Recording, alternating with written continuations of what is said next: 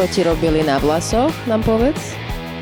Vieš čo, ja som si dala tmavšiu farbu, ako mám, asi o 2 odtiene, takže malo by to byť čierne.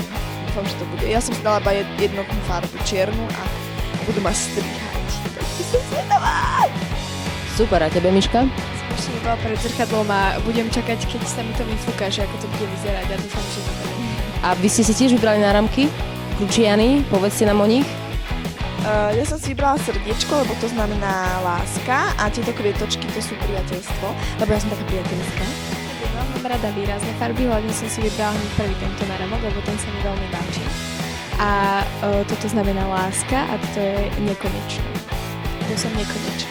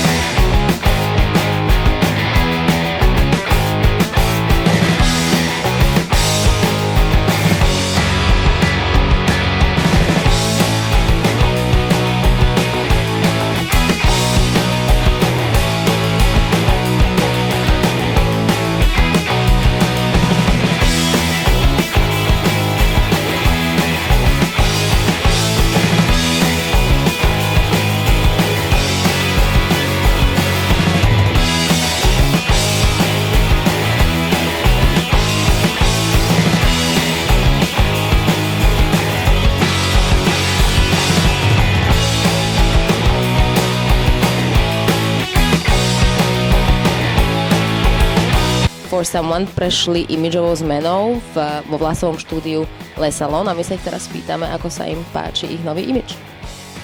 Ja som veľmi spokojná.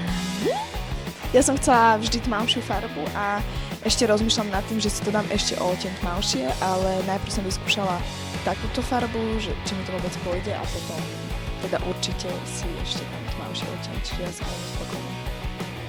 Mne vlasy zase zosvetlili a tiež som spokojná, ale rozmýšľam tiež, že postupom času si budem zosvetľovať viac a viac. Vlastne výrazný tá blond a úplne to mám plavá, miešacia farba. Miška? Ja som prešla prvou veľkou vlasovou zmenou a ešte stále som vylákaná a čakám kedy. Ale veľmi sa mi to páči a uvidíme, čo to dá do budúcna.